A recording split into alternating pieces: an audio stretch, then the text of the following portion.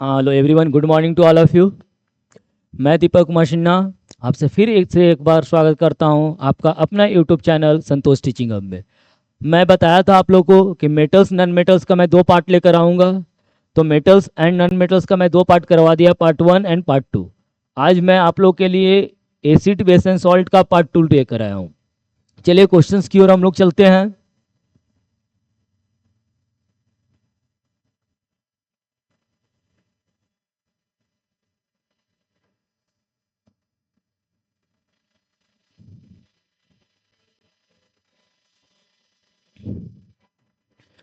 चलिए first question देखिए, which of the options the gives the tables are correct.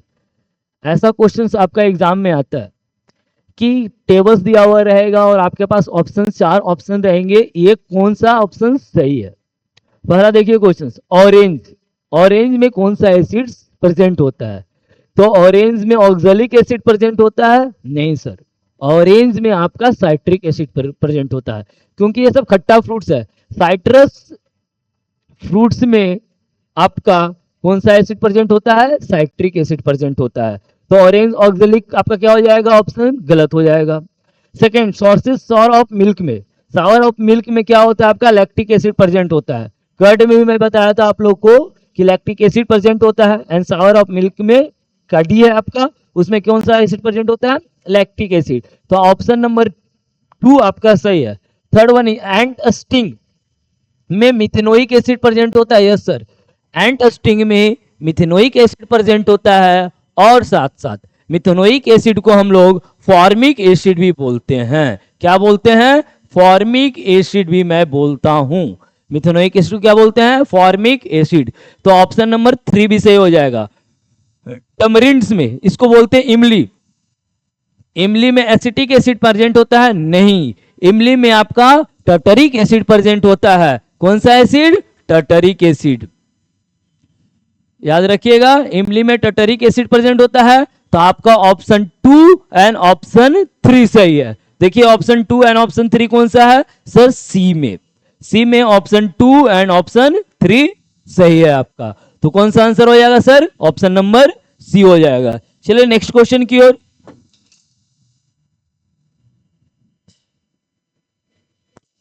Assertion based question मैं part 1 में भी आप लोगों को करवाया था। असर्शन बेस्ड क्वेश्चन पार्ट 2 में भी लेकर आया हूं, क्योंकि आपका 4 से 5 क्वेश्चन असर्शन बेस्ड का रहता है और बच्चे यहां पे आकर मिस्टेक कर देते हैं ऑप्शंस चूज करने में। क्यों? क्योंकि उनको अगर आपको लगता है कि sir assertions and reasons both सही है, लेकिन अगर reason is not a correct explanation of assertion, अगर कभी कभी लगता है सर असर्शन भी सही है और रीजन भी सही है, लेकिन आपको ये देखना है आपको कि रीजन जो दे रहा है वो असर्शन को क्या कर रहा है? फुलफिल कर रहा है या नहीं कर रहा है, करेक्ट एक्सप्लेन कर रहा है या नहीं कर रहा है। अगर करेक्ट एक्सप्लेनेशन नहीं कर रहा है तो आपका क्या हो जाएगा? Both assertions and reasons are true but reason is the not correct explanation of A। Option C क्या है? A is true but R is false, मतलब आपका assertion सही होगा, रीजन क्या हो जाएगा? फॉल्स हो जाएगा। एंड डी क्या है? assertion is false but reason is true। D में क्या होगा? assertion आपका ट्रू होगा और रीजन क्या, और assertion आपका फॉल्स होगा और रीजन क्या हो जाएगा? ट्रू हो जाएगा। अब क्वेश्चन क्यों चलते हैं हम लोग। Concentrated nitric acid is diluted by adding water solely to the acid with constant stirring। अब देखिए, concentrated nitric acid is diluted by adding water। अब देखो कंसंट्रेशन क्या होता है, कंसंट्रेटेड एसिड क्या होता है और डाइल्यूटेड एसिड क्या होता है, पहले ये जानिए। कंसंट्रेटेड एसिड उसको बोलेंगे बाबू जिसमें एसिड का अमाउंट आपका ज्यादा हो और वाटर का अमाउंट कम हो, वो क्या कहला जाएगा? कंसंट्रेटेड एसिड कहला जाएगा। जिसमें एसिड का अमाउंट ज्यादा हो और वाटर का अमाउंट कम हो, वो क्या कहलाएगा?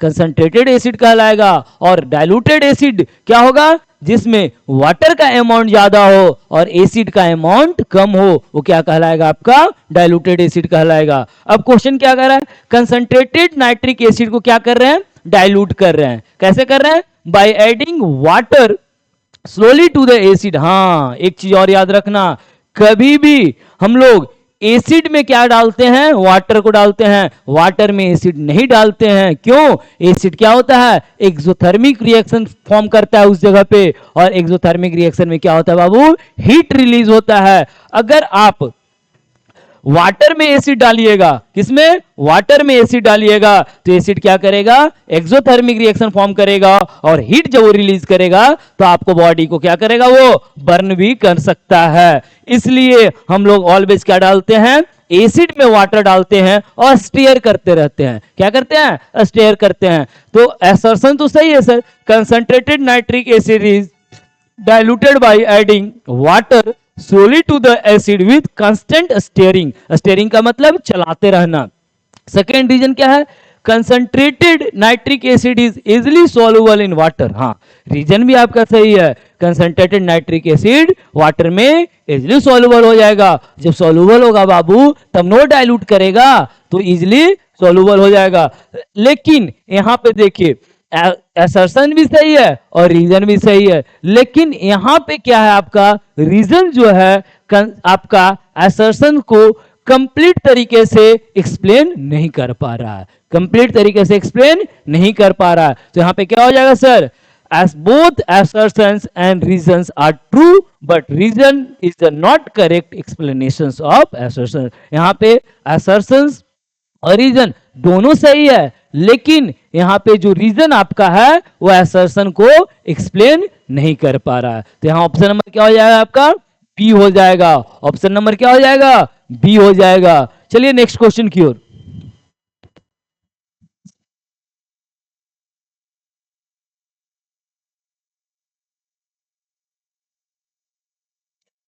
When sodium bicarbonate react with dilute hydrochloric acid, gas evolved। कौन सा गैस evolved होता है, निकलता है? सोडियम बाइकार्बोनेट NaHCO3 किसके साथ रिएक्ट कर रहा है बाबू? हाइड्रोक्लोरिक एसिड के साथ। किसके साथ रिएक्ट कर रहा है? हाइड्रोक्लोरिक एसिड के साथ। तो क्या बनाएगा? NaCl बनाएगा, प्लस CO2 बनाएगा, प्लस H2O बनाएगा। क्या बनाएगा बाबू? NaCl सोडियम क्लोराइड बनाएगा, सॉल्ट बनाएगा, कार्बन डाइऑक्साइड गैस बनाएगा और वाटर रिलीज करेगा। तो यहां पे क्या कर रहा है? हाइड्रोजन गैस रिलीज इवॉल्व हो रहा है? नहीं सर। कौन सा गैस इवॉल्व हो रहा है? Carbon dioxide. तो आपका ऑप्शन तो कैंसिल हो जाएगा 1। दूसरा यहां पे हाइड्रोजन गैस तो है नहीं, तो ऑप्शन 2 भी आपका कैंसिल हो जाएगा। थर्ड वन देखिए, कार्बन डाइऑक्साइड गैस यहां भी है और कार्बन डाइऑक्साइड गैस यहां पे भी है। तो ऑप्शन सी और ऑप्शन डी देखिए, लेकिन ऑप्शन सी देखिए, it turns lime water milky. हाँ, कार्बन डाइऑक्साइड जो गैस होता है बाबू, वो लाइम वाटर को मिल्की बना देता है। क्या बना देता है? मिल्की बना देता है। तो ऑप्शन नंबर सी आपका सही हो जाएगा। अब ऑप्शन डी देखते हैं। It blows off a burning match stick with the pop sound. Carbon dioxide कभी भी पॉप साउंड नहीं देता है, वो कभी भी पॉप साउंड नहीं देता है। आपका ऑप्शन नंबर डी क्या हो जाएगा? गलत हो जाएगा। तो आंसर कौन सा हो जाएगा? ऑप्शन नंबर सी हो जाएगा बाबू। चलिए नेक्स्ट क्वेश्चन की ओर चलते हैं।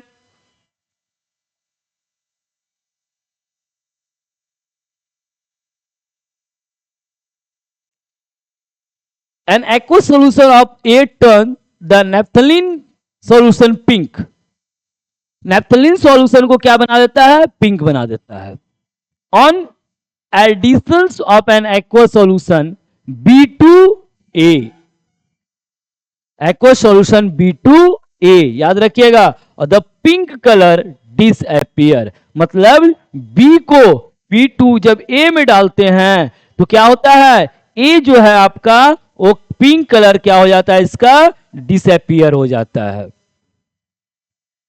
ठीक, तो which of the following statement is true for the solution A and B. अब देखो नैप्थलीन का होता क्या है? एसिड्स में कलरलेस होते हैं, याद रखिएगा। एसिड में क्या होता है बाबू? कलरलेस होता है। और बेस में क्या हो जाता है? वो पिंक कलर में कन्वर्ट हो जाता है। एसिड में कलरलेस और बेस में क्या होता है बाबू, वो पिंक में कन्वर्ट हो जाता है। याद रखिएगा, एसिड में कलरलेस होता है आपका नेपथलीन बॉल, और पिंक कलर किस में होता है सर, बेस में हो जाता है। तो यहां पे क्या हो जाएगा, बी जो है आपका पिंक है। अब देखो कह रहा है क्या, ये क्या है, B to A pink disappear. B से जब ए में डालते हैं तो पिंक कलर जो होता है वो डिसअपियर हो जाता है। इट मींस बी क्या हो जाएगा, एसिडिक हो जाएगा। क्या हो जाएगा, एसिडिक हो जाएगा। और ए क्या हो जाएगा, बेसिक हो जाएगा। ए क्या हो जाएगा, बेसिक हो जाएगा। क्यों, यहां पे दिया हुआ ए टर्न द नेपथलीन सॉल्यूशन पिंक। ए क्या हो जा रहा है, पिंक कलर हो जा रहा है, तो ये क्या हो जाएगा आपका, बेसिक हो जाएगा। क्या हो जाएगा, बेसिक हो जाएगा। तो A is strongly basic and B is weak basic. अब यहां पे ऑप्शन देखिए, ए क्या है, स्ट्रॉन्ग बेसिक है और बी वीक बेसिक है। नहीं सर, हमारा अभी जस्ट आपने बताया कि ए जो है आपका बेसिक है, लेकिन बी मेरा क्या है, एसिडिक है। बी मेरा क्या है, एसिडिक है। पहला ऑप्शन कैंसिल हो जाएगा। A is strongly acidic and B is weak acid. नहीं, ए मेरा क्या है, बेसिक है। ए मेरा क्या है, बेसिक है। तो ये भी आपका कैंसिल हो जाएगा। A has pH greater than 7 and B has pH less than 7। A मेरा देखिएगा, ए मेरा क्या था, तो ए एसिडिक बेसिक था और बी मेरा एसिडिक था। तो ए जब बेसिक है आपका, तो पीएच इसका क्या हो जाएगा, ग्रेटर देन 7 हो जाएगा। ग्रेटर देन 7 हो जाएगा। और इसका पीएच क्या हो जाएगा, लेस देन 7। Less than 7। अब देखिए, A has the pH greater than 7, तो ए का पीएच क्या हो जाएगा बाबू, ग्रेटर देन 7 हो जाएगा। और B has the pH less than 7। क्यों, बी आपका क्या है, एसिडिक है। बी क्या है, एसिडिक है। जब वो एसिडिक रहेगा तब पीएच क्या हो जाएगा उसका, लेस देन 7 हो जाएगा। क्या हो जाएगा, लेस देन 7 हो जाएगा। और कौन सा ऑप्शन हो जाएगा, ऑप्शन नंबर सी हो जाएगा। ऑप्शन नंबर बाबू सी हो जाएगा। नेक्स्ट क्वेश्चन की ओर चलते हैं।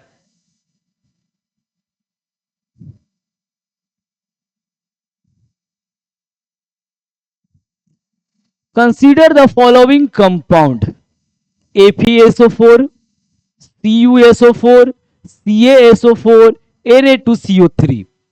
ठीक, the compound having maximum number of water in crystallization in the crystalline form in one molecules. अब बताइए इसमें मैक्सिमम नंबर ऑफ वाटर किस में होता है, तो FeSO4.7H2O, इसको हम बोलते हैं ग्रीन विट्रॉल। क्या बोलते हैं बाबू, ग्रीन विट्रॉल बोलते हैं। FeSO4.7H2O, इसको हम बोलते हैं ग्रीन विट्रॉल। उसके बाद क्या है, CuSO4.5H2O, इसको बोलते हैं ब्लू विट्रॉल।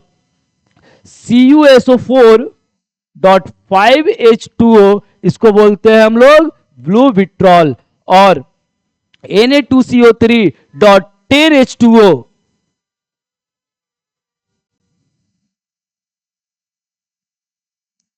इसको क्या बोलते हैं, इसको हम लोग वॉशिंग सोडा बोलते हैं। क्या बोलते हैं, वॉशिंग सोडा।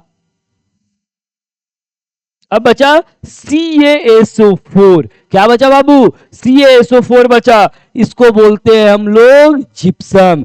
CaSO4.2H2O, क्या हो जाएगा, ये जिप्सम हो जाएगा बाबू। अगर CaSO4.5H2O रहता तो क्या हो जाता, प्लास्टर ऑफ पेरिस हो जाता। याद रखना, जिप्सम और प्लास्टर ऑफ पेरिस में सिर्फ अंतर है आपका तो वाटर का अमाउंट्स का अंतर है। CaSO4.2H2O ये जिप्सम कहला जाएगा और CaSO4.5H2O ये प्लास्टर ऑफ पेरिस कहला जाएगा। अब देखो किसमें ज्यादा वाटर है, FeSO4.7H2O 7 हो गया ग्रीन विट्रॉल, 5 हो गया ब्लू विट्रॉल और 10 हो गया आपका वॉशिंग सोडा। तो ऑप्शन नंबर क्या हो जाएगा सर, डी हो जाएगा। मैक्सिमम अमाउंट ऑफ वाटर किसमें होगा, इन वन मॉलिक्यूल्स, किसमें हो जाएगा बाबू, Na2CO3.10H2O। इसको क्या बोलते हैं हम लोग, वॉशिंग सोडा बोलते हैं। क्या बोलते हैं, वॉशिंग सोडा बोलते हैं बाबू। तो इसका ऑप्शन नंबर क्या हो जाएगा? डी हो जाएगा। चलिए नेक्स्ट क्वेश्चन की ओर।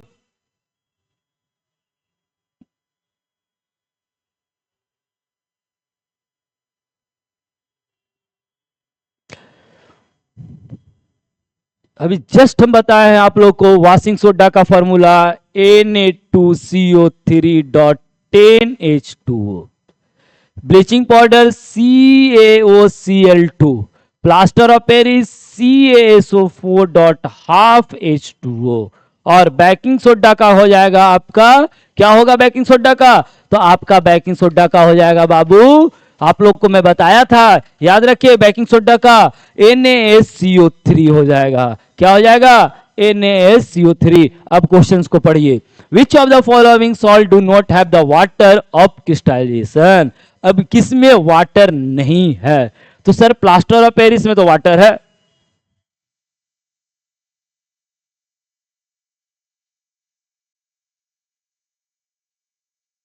देखिए, फिर उसके बाद वॉशिंग सोडा में, इसमें भी वाटर है .10H2O।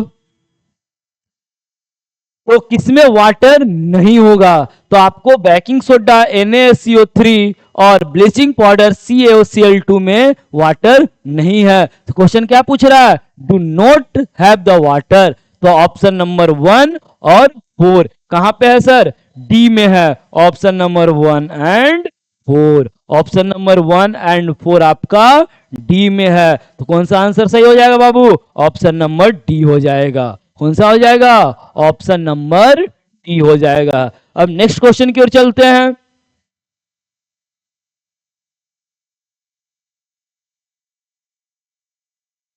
Acid present in tomato, tomato में कौन सा एसिड प्रेजेंट होता है? तो मिथेनोइक एसिड किसमें प्रेजेंट होता है बाबू? एंट स्टिंग में होता है।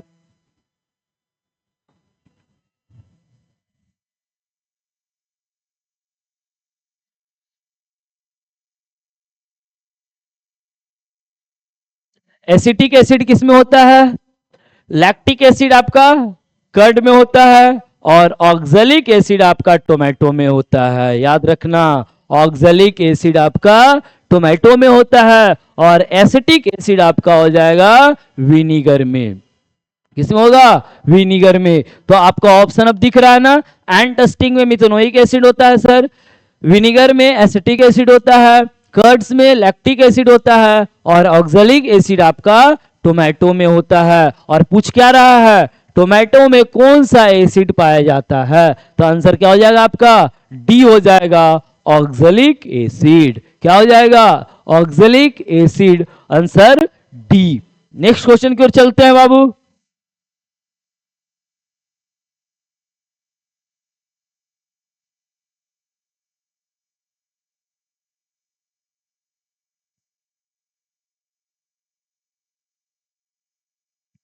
Sodium hydroxide is termed as alkali. Sodium hydroxide is termed as alkali, while ferric hydroxide is not. Ferric hydroxide नहीं है, लेकिन सोडियम हाइड्रोक्साइड को क्या बोलते हैं हम लोग? अल्कलीज बोलते हैं। Then what is alkali? Bases which are dissolve in water. याद रखना, bases which are dissolve in water, जो बेस वाटर में क्या हो, डिसॉल्व हो जाते हैं, उसको क्या बोलते हैं? अल्कलीज बोलते हैं। तो अब देखो, sodium hydroxide is a strong base, while ferric hydroxide is weak base. नहीं, जब फेरिक हाइड्रोक्साइड को अल्कलीज नहीं बोल रहे हैं, while ferric hydroxide, it means वो क्या है? वाटर में डिसॉल्व नहीं हो रहा है, वाटर में डिसॉल्व नहीं हो रहा है, इसलिए फेरिक हाइड्रोक्साइड को हम क्या बोले? अल्कलीज नहीं बोले। क्या बोले? अल्कलीज नहीं बोले। लेकिन sodium hydroxide is base which is soluble in water. देखो, सोडियम हाइड्रोक्साइड क्या है बाबू? बेस है जो वाटर में सॉल्युबल है। तो क्या हो जाएगा? ये अल्कली हो जाएगा। While ferric hydroxide is also a base but not soluble in water. हाँ, बेस तो दोनों है, लेकिन फेरिक हाइड्रोक्साइड जो है वो अल्कलीज नहीं है। ऑल बेसिस, याद रखना, आर नॉट अल्कली। सारे बेसिस जो होते हैं अल्कलीज नहीं कहलाते हैं, but all alkalis are bases. But all alkalis are bases. देखो, जितना अल्कलीज होगा वो क्या होगा, बेस ही होगा। वो डिसॉल्व करेगा पानी में, जब पानी में डिसॉल्व किया तब ना वो अल्कली कहलाया। इट मींस जब वाटर में डिसॉल्व किया वो बेस होगा। लेकिन सारे बेसिस आपके अल्कलीज नहीं होते हैं, तो सारे बेसिस जो होते हैं वाटर में डिसॉल्व नहीं करते हैं, इसलिए सारे बेसिस को हम अल्कलीज नहीं बोल सकते हैं। इसलिए यहां पे देख लीजिए ना, सामने ने फेरिक हाइड्रोक्साइड भी आपका बेस है सर, लेकिन ये अल्कलीज नहीं है। इट मींस फेरिक हाइड्रोक्साइड जो है वाटर में डिसॉल्व नहीं कर रहा है। तो क्या हो जाएगा, ऑप्शन नंबर बी हो जाएगा सर। ऑप्शन नंबर क्या हो जाएगा, बी हो जाएगा। क्यों, क्योंकि sodium hydroxide is a base which is soluble in water. हाँ सर, सोडियम हाइड्रोक्साइड क्या है, बेस तो है, और वाटर में क्या हो रहा है, वो सोलुबल कर हो रहा है। तो क्या हो जाएगा, ये अल्कलीज हो जाएगा। और यहां बोल रहा है कि अल्कलीज को हम बोलते हैं। लेकिन but in water while ferric hydroxide is also base, ferric hydroxide वो भी एक बेस है, लेकिन बोल रहा है नॉट सोलुबल इन वाटर, ये वाटर में सोलुबल नहीं हो रहा है। इट मींस ये अल्कलीज नहीं है। तो मेन रीजन क्या है, क्योंकि ये वाटर में सोलुबल नहीं हो रहा है, इसलिए हम फेरिक हाइड्रोक्साइड को अल्कलीज नहीं बोलते हैं। तो यहां कौन सा ऑप्शन हो जाएगा, बी हो जाएगा। चलते हैं नेक्स्ट क्वेश्चन की ओर।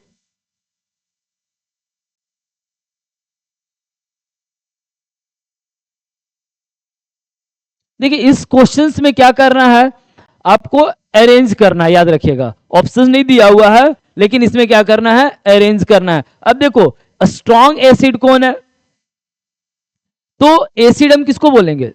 अब पीएच वैल्यू पर इसको क्या करना है, अरेंज करना है। किसके वैल्यू पर, पीएच वैल्यू पर। अब देखो, सबसे पहले लेमन जूस का 2.2 है, गैस्ट्रिक जूस का 1.2 है, विनीगर 3.76 है, और डाइल्यूटेड एसिटिक एसिड का 3 है। तो अब सबसे कम पीएच किसका है, तो सर सबसे कम पीएच किसका है, गैस्ट्रिक जूस का हो गया। तो ये क्या हो जाएगा, स्ट्रॉन्ग एसिड हो जाएगा। ऐसे तो सारा एसिड स्ट्रॉन्ग है, लेकिन 1 नंबर पे इसमें कौन सा हो जाएगा, सर ये हो जाएगा। सेकेंड क्या हो जाएगा आपका, लेमन जूस हो जाएगा। और थर्ड कौन सा हो जाएगा, डाइल्यूटेड एसिटिक एसिड हो जाएगा। और फोर्थ कौन सा हो जाएगा आपका, विनीगर हो जाएगा। कौन सा हो जाएगा, विनीगर हो जाएगा। तो इसको आप अरेंज करिएगा, तो क्या हो जाएगा, आप सबसे पहले आपका हो जाएगा गैस्ट्रिक जूस, ग्रेटर होगा किससे, तो ग्रेटर हो जाएगा सर लेमन जूस से।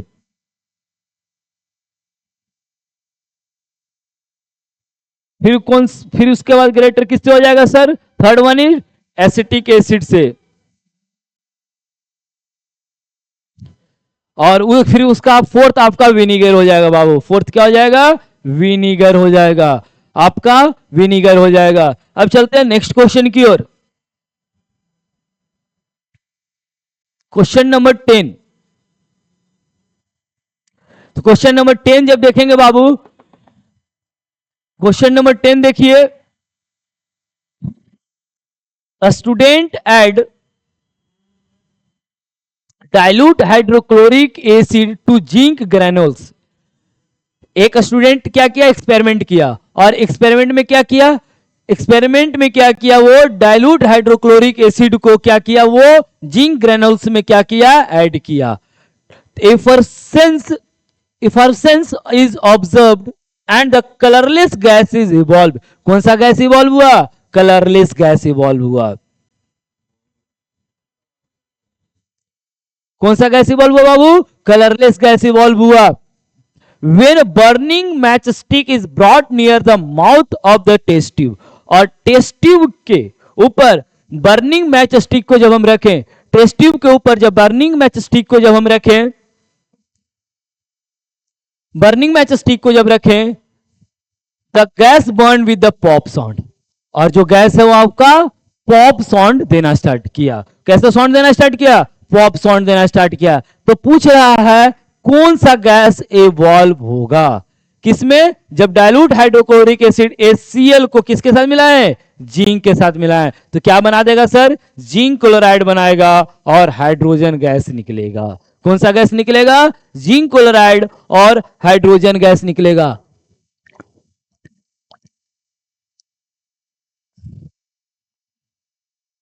अब देखिए कौन सा गैस इवॉल्व हो रहा है सर? तो सर हाइड्रोजन गैस इवॉल्व हो रहा है। का ऑक्सीजन होगा ही नहीं, क्योंकि पॉप साउंड दे रहा है, ऑक्सीजन पॉप साउंड नहीं देता है। आपका कार्बन डाइऑक्साइड भी आपका पॉप साउंड नहीं देता है बाबू। कौन सा गैस देता है sir? Sir hydrogen gas pop sound देता है। तो ऑप्शन क्या हो जाएगा?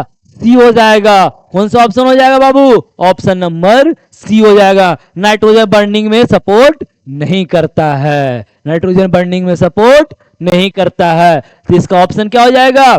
Option number C. फिर से मैं समझा देता हूं कि जिंक को, स्टूडेंट एंड हाइड्रोक्लोरिक एसिड को क्या किया? जिंक के साथ मिला दिए हम, तो क्या किया? एक सब्सटेंस निकला जिंक क्लोराइड। बनने के बाद उस टेस्ट ट्यूब के ऊपर क्या किया? मैच स्टिक जलाएं। जब मैच स्टिक जलाएं उस टेस्ट ट्यूब के ऊपर, तो क्या किया? वो एक पॉप साउंड दिया। इट मींस मैच स्टिक जला, तो मैच स्टिक जब जलेगा, क्यों जलेगा? उसको बर्निंग चाहिए, सपोर्ट किया। इट मींस हाइड्रोजन क्या किया? सपोर्ट किया। और हाइड्रोजन जानते हैं ना, एक पॉप साउंड देता है, तो हाइड्रोजन क्या दिया? पॉप साउंड दिया। तो आंसर क्या हो जाएगा? गैस कौन सा इवॉल्व हो रहा है? हाइड्रोजन गैस इवॉल्व हो रहा है। नेक्स्ट क्वेश्चन की ओर चलते हैं। The pop sound confirm the presence of, अब देखो जो पॉप साउंड दिया वो क्या बताएगा सर? हाइड्रोजन, क्योंकि ऑक्सीजन तो पॉप साउंड देता नहीं है, कार्बन डाइऑक्साइड भी नहीं देता है और सल्फर डाइऑक्साइड, तीनों नहीं देता है। तो पॉप साउंड कौन देता है बाबू? हाइड्रोजन देता है। कौन देता है? हाइड्रोजन देता है। तो वो प्रेजेंस क्या बताया? कि हाइड्रोजन प्रेजेंट है। क्या प्रेजेंट है? हाइड्रोजन प्रेजेंट है। नेक्स्ट क्वेश्चन की ओर चलते हैं।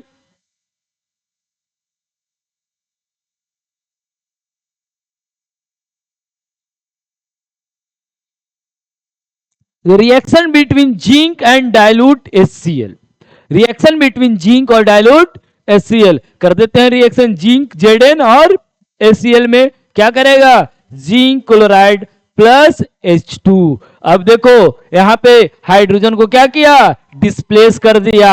हाइड्रोजन को क्या किया बाबू? यहां पे डिस्प्लेस कर दिया। इट मींस जिंक क्लोराइड, जब रिएक्टिविटी सीरीज हम बता रहे थे, आपका मेटल्स नॉन मेटल में भी बताया था आपको, और एसिड बेस एंड सॉल्ट में भी मैं बताया था आप लोग को, और कार्बन इट्स कंपाउंड का मैं जब करवा रहा था एमसीक्यू, उस समय भी आप लोग को बताया था।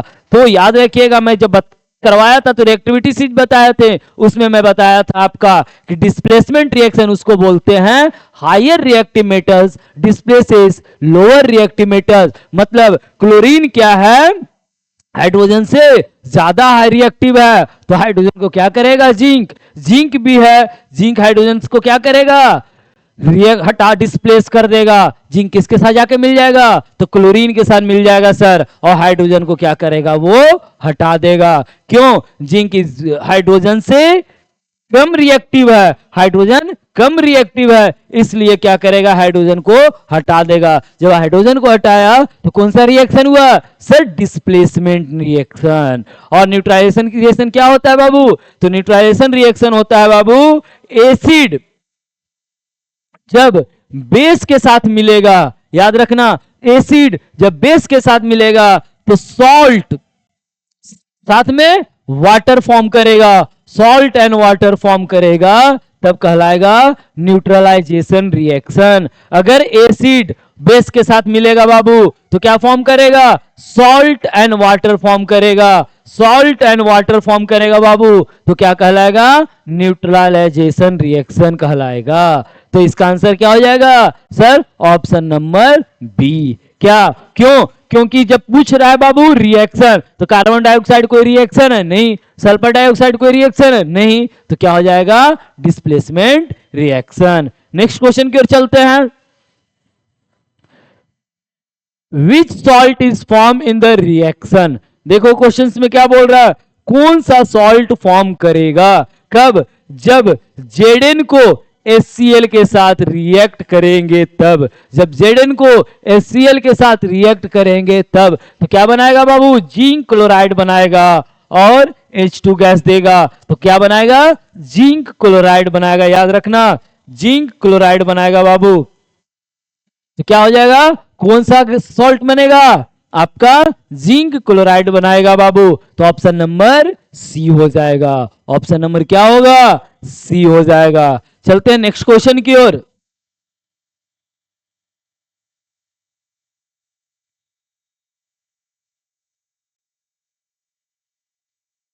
Name the salt is used to remove permanent hardness of water. Name the salt used to remove permanent hardness of water.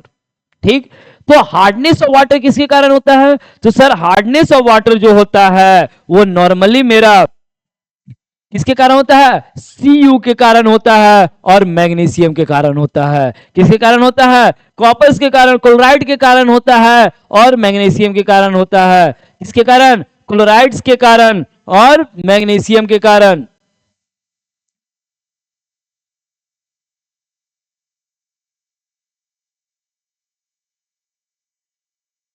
ये दोनों के कारण क्या होता है, वाटर हार्ड होता है। क्या होता है, वाटर हार्ड होता है। तो name the salt of the use to remove permanent hardness of water, और परमानेंट हार्डनेस ऑफ वाटर को रिमूव करने के लिए हम लोग कौन सा सॉल्ट का यूज करते हैं, तो परमानेंट हार्डनेस ऑफ वाटर को हटाने के लिए हम लोग बाबू sodium carbonate decahydrate, sodium carbonate decahydrate का यूज करते हैं, और इसको हम लोग क्या बोलते हैं, वॉशिंग सोडा। क्या बोलते हैं, वॉशिंग सोडा। और तो इसका आंसर क्या हो जाएगा सर, ऑप्शन नंबर सी हो जाएगा, ऑप्शन नंबर सी हो जाएगा। नेक्स्ट क्वेश्चन की ओर चलते हैं।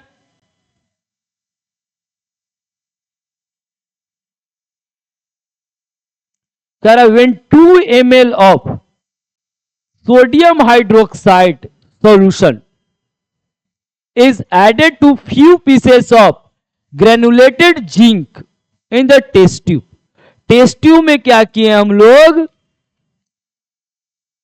क्या मिलाए, sodium hydroxide, sodium hydroxide that is NaOH,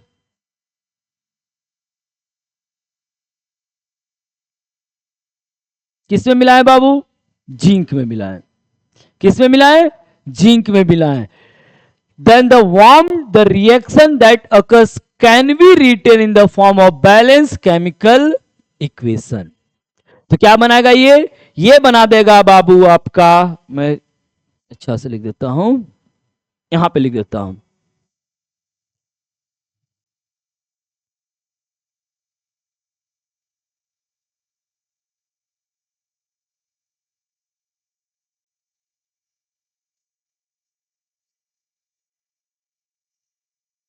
Zn plus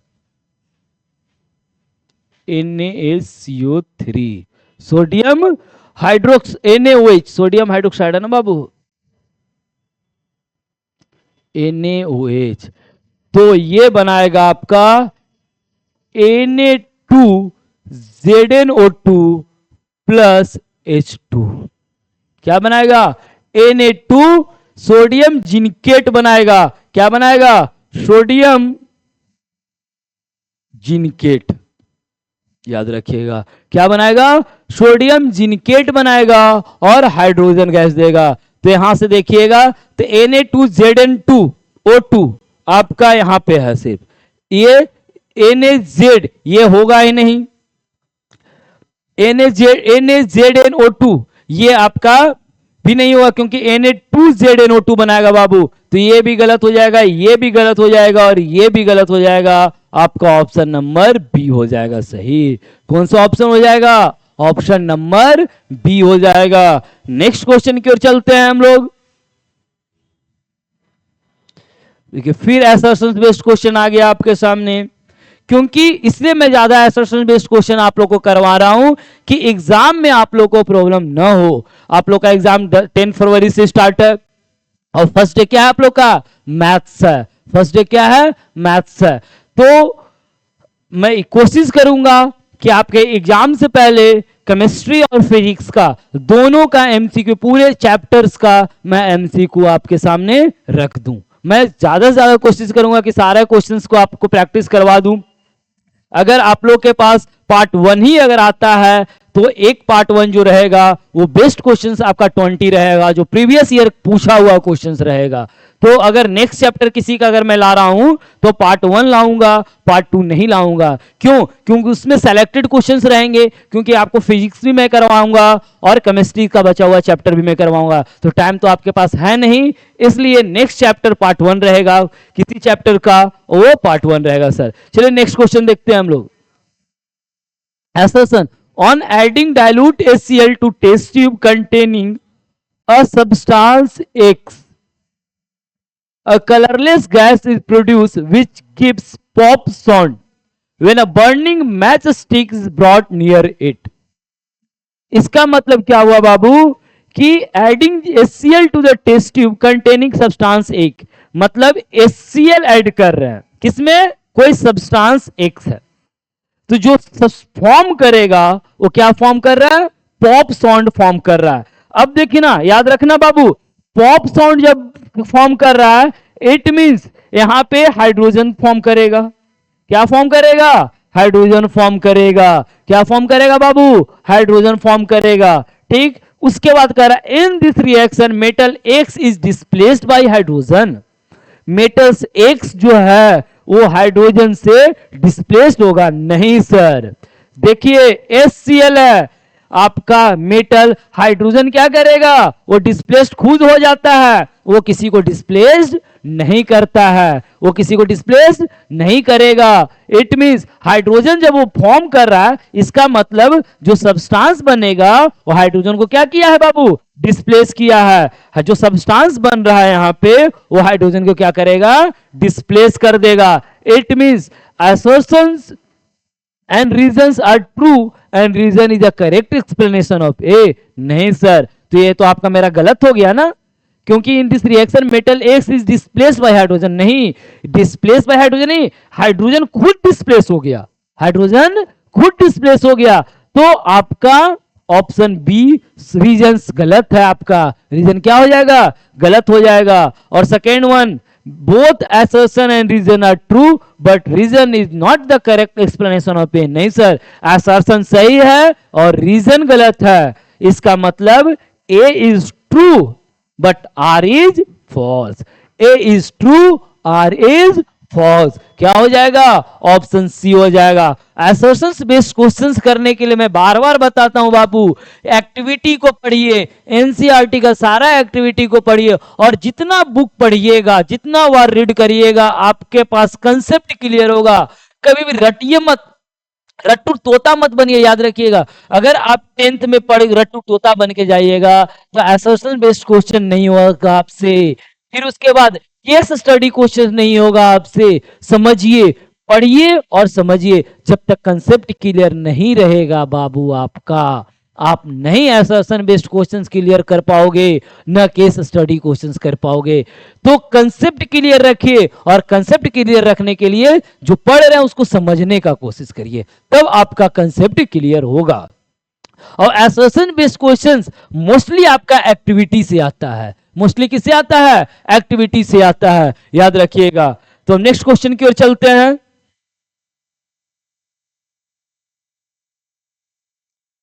देखिए,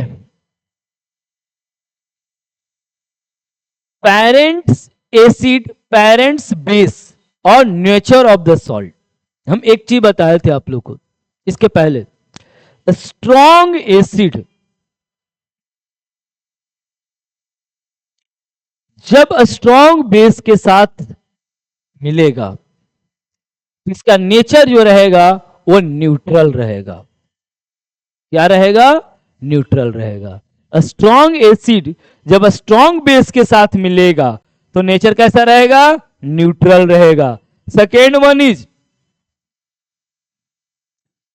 स्ट्रॉन्ग एसिड और वीक बेस, बेस कैसा है? वीक है, तो इसका नेचर रहेगा बाबू एसिडिक। क्या नेचर रहेगा बाबू? एसिडिक नेचर का रहेगा। Third one, weak base, weak acid और स्ट्रॉन्ग बेस। बेस कैसा है? स्ट्रॉन्ग है, तो इसका नेचर जो रहेगा बाबू वो बेसिक रहेगा। क्या रहेगा? बेसिक रहेगा। ठीक, अब देखिए सोडियम क्लोराइड पेरेंट्स है HCl हाइड्रोक्लोरिक एसिड, और सोडियम पेरेंट्स बेस क्या है? NaOH। तो क्या देगा? बेसिक नेचर देगा बाबू। क्या देगा? बेसिक नेचर नहीं देगा बाबू, क्योंकि सर ये भी स्ट्रॉन्ग है और ये भी स्ट्रॉन्ग है, तो क्या देगा? न्यूट्रल देगा।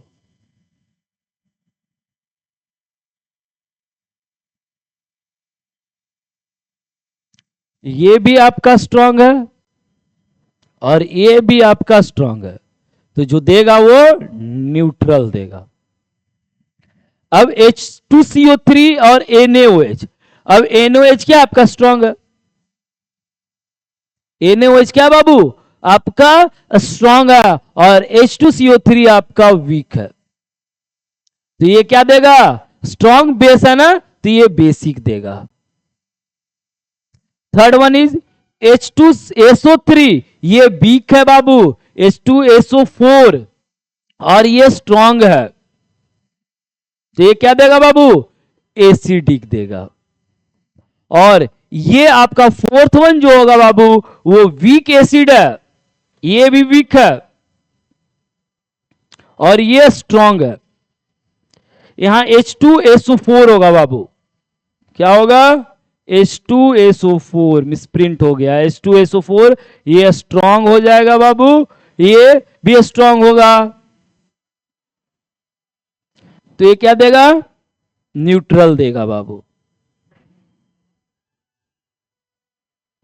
और यह वीक हो गया, स्ट्रॉन्ग हो गया, तो ये दे देगा आपका बेसिक। अब देखिए कौन सा सही है, तो सर पहला न्यूट्रल देगा लेकिन है क्या? बेसिक, तो गलत हो गया।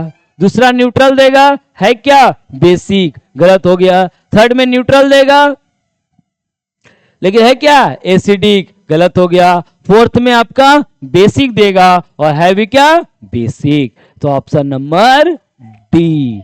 ऑप्शन नंबर क्या हो जाएगा बाबू? डी हो जाएगा। चलिए नेक्स्ट क्वेश्चन की ओर देखिए, फिर आपके पास आ गया assertions based question.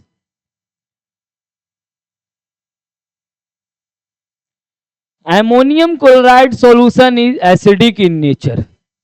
Ammonium chloride solution जो है, एमोनियम क्लोराइड जो सॉल्यूशन है बाबू वो एसिडिक इन नेचर है। It means acidic in nature हुआ है, इट का मतलब क्या हो गया? स्ट्रॉन्ग एसिड होगा और वीक बेस होगा। बेस क्या होगा? वीक बेस होगा, तो जो सॉल्ट बनेगा वो एसिडिक बनेगा। सॉल्ट क्या बनेगा? एसिडिक बनेगा। तो सर ये सही है, असर्शन तो सही है। It is form from a strong acid and weak base. Yes sir, अभी जस्ट ने आपने बताया कि एसिडिक इन नेचर कब होगा? जब स्ट्रॉन्ग एसिड और वीक बेस होगा तब। स्ट्रॉन्ग एसिड और वीक बेस होगा तब। तो क्या कह रहा है? It is form from strong acid and weak base. Yes sir, लेकिन क्या इसका करेक्ट एक्सप्लेनेशन है? यस सर, इसलिए क्योंकि बता दिए हम कब बनेगा ये एसिडिक। अब बताओ एसिडिक इन नेचर कब होगा? तो एसिडिक इन नेचर जब होगा सर स्ट्रॉन्ग एसिड और वीक बेस रहेगा तब ना। जब ये रहेगा, जब ये रहेगा तब नहीं ये बनेगा, ये रहेगा तब नहीं ये बनेगा। इट मींस क्या हो गया सर? ये एक्सप्लेनेशन सही है। एक्सप्लेनेशन क्या होगा? सही होगा। इसका मतलब both assertions and reason are true and reason is the correct explanation of A. assertions और reason दोनों सही है और reason जो है बाबू वो assertion का करेक्ट एक्सप्लेनेशन कर रहा है, तो क्या हो जाएगा? ए हो जाएगा बाबू। क्या हो जाएगा? ए हो जाएगा। अब नेक्स्ट क्वेश्चन की ओर चलते हैं।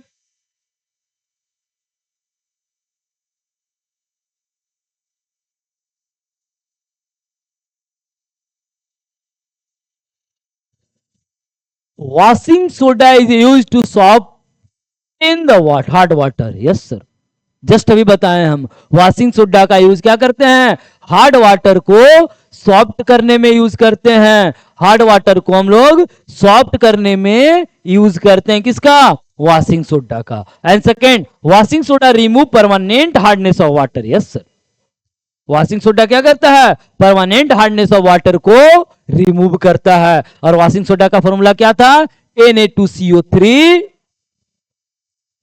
Dot 10H2O। क्या था, Na2CO3 डॉट 10H2O। इसका मतलब असर्शंस भी सही है और रीजन भी सही है। assertions and reasons both are true and reason is the correct explanation of assertion। assertions और reason दोनों सही है बाबू, और reason जो है वो assertions का correct explanation दे रहा है।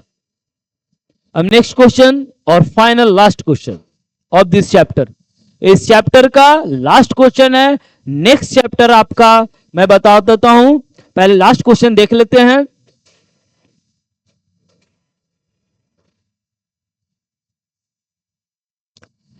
फेनोफ्थिलीन remains colourless in acidic solution. Yes sir, phenolphthalein जो बॉल होता है वो एसिडिक में कलरलेस होता है। स्टार्टिंग में ही आपने बताया था एसिडिक में कलरलेस होता है, और बेस में क्या होता है बाबू, पिंक होता है, बेस में पिंक होता है। और phenolphthalein turn pink only in basic solution. Yes sir, acidic में भी कलरलेस होता है, बेस में क्या होता है, पिंक होता है, तो एकदम सही है। और इसका करेक्ट एक्सप्लेनेशन कर रहा है अभी, क्यों, क्योंकि ये बता रहा है ना कि बेस में जब पिंक होता है और एसिडिक में कलरलेस होता है, तो ये करेक्ट एक्सप्लेनेशन कर रहा है। It means both assertions and reasons are true and reason is the correct explanation of A. आपका 20 क्वेश्चंस कंप्लीट हो गया। मैं आप लोग को chemical reaction and equation chapter करवा दिया था।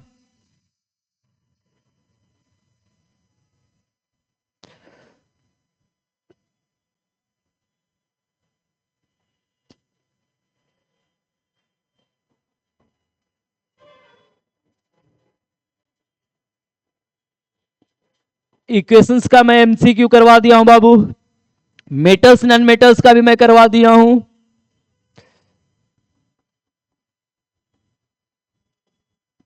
और एसिड बेस एंड सॉल्ट का भी करवा दिया।